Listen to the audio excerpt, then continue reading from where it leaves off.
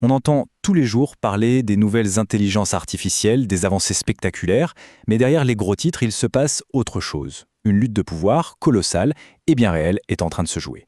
Une bataille non pas pour le code, mais pour le contrôle physique du futur de la technologie. Aujourd'hui, on va décrypter les signaux. Alors, premier indice, et il est de taille, on parle de capital bien sûr. La justice du Delaware vient de faire quelque chose d'assez fou. Elle a rétabli le plan de rémunération d'Elon Musk. On parle d'une somme astronomique qui avait été accordée en 2018.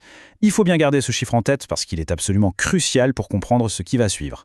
La deuxième pièce de notre puzzle nous amène du côté de l'infrastructure. Amazon serait sur le point de mettre plus de 10 milliards de dollars dans OpenAI, oui, le créateur de ChatGPT. C'est un mouvement stratégique énorme, mais on va voir que ce n'est pas seulement une question de logiciel, loin de là. Le troisième événement, lui, nous montre une stratégie complètement différente. Google lance Function Gemma. C'est quoi? C'est un modèle d'IA pensé pour tourner directement sur nos smartphones. Une approche qui, vous allez le voir, est à l'opposé de celle d'Amazon et qui pose des questions vraiment importantes sur l'avenir de l'infrastructure IA. Et puis on arrive à la dernière nouvelle, la plus surprenante, presque bizarre en fait, une société de médias qui annonce une fusion stratégique avec une entreprise spécialisée dans la fusion nucléaire. Oui, la fusion nucléaire. Ok, donc là on a 4 géants, 4 annonces énormes qui, à première vue, n'ont absolument rien à voir les unes avec les autres.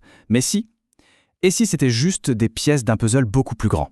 Et si tout ça suivait une seule et même logique, cachée? Allez, on va essayer de décrypter ça ensemble.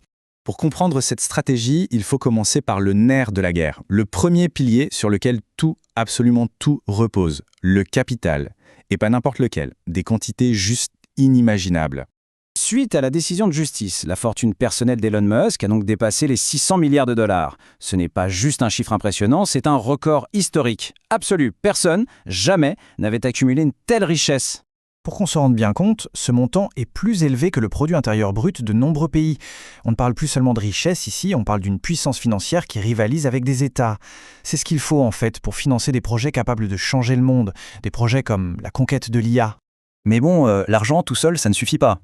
Pour que l'IA existe, il lui faut un corps, une machine pour tourner. Et ça, c'est le deuxième champ de bataille, celui de l'infrastructure physique. Et là, on a deux stratégies qui s'affrontent. D'un côté, le modèle centralisé, celui d'Amazon et OpenAI.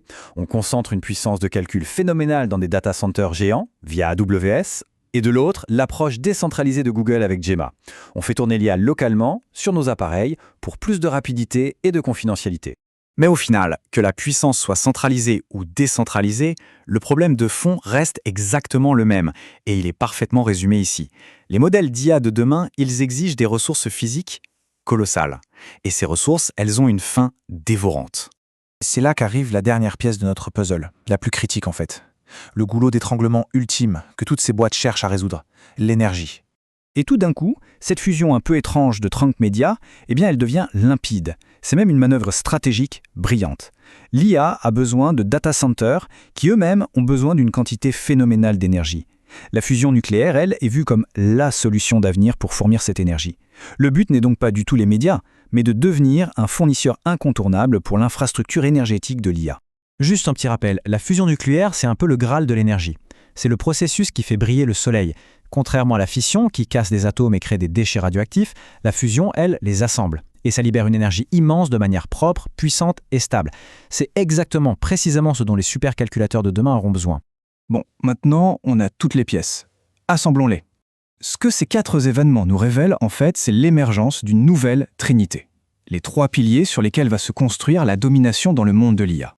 Voilà, c'est ça le point central de toute cette histoire. La bataille pour l'IA, en fait, elle a changé de nature. Ce n'est plus juste une guerre de codeurs ou d'algorithmes brillants. Non, la vraie bataille, maintenant, elle se joue sur le contrôle de ces 3 piliers, bien réels, bien physiques, le capital pour financer des projets titanesques, l'infrastructure matérielle pour faire tourner les modèles et l'énergie pour alimenter le. Ce qu'on observe, c'est donc un vrai changement de paradigme. La course à l'IA est en train de quitter le monde du code pour entrer dans celui de l'industrie lourde.